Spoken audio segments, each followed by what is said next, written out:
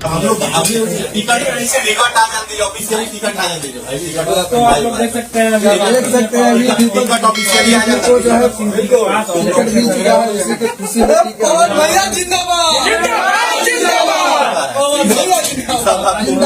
जिंदाबाद। हमारा संसद कैसा हो, पवन भैया जैसा हो, हमारा संसद कैसा हो। पवन भैया जैसा हो। चलिए ठीक है, बहुत अच्छा लगा। बहुत बहुत धन्यवाद। सब भोजपुरी का प्यार है, भोजपुरी वालों लोगों का प्यार है, भोजपुरी समाज का प्यार है। बहुत बहुत बधाई भैया जो आप भोजपुरी भाषा का बहुत बड़ा एहसान है जो आज एक छोटे से गांव से लड़का निकला हुआ जो कहरी गांव से आता है और वहां से निकल करके और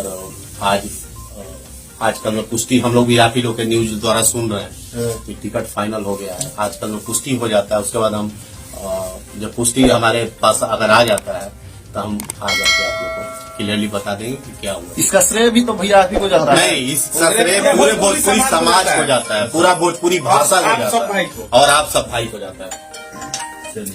आशा है वो बिहारी बाबू बन के वहाँ तक है, तो अब तो भाई अभी बिहारी टिकट बाबू को ही मिल वहाँ जाएगा कि जाने वाले आसनसोल हैं। लड़ेंगे कि बिहार लड़ेंगे कि यूपी लड़ेंगे। लेकिन खबर तो आ रहा है भैया कि कहाँ चुनाव लड़ाएंगे उस पर डिपेंड लेकिन करता खबर तो चल रहा है कि आसानसोल से टिकट है।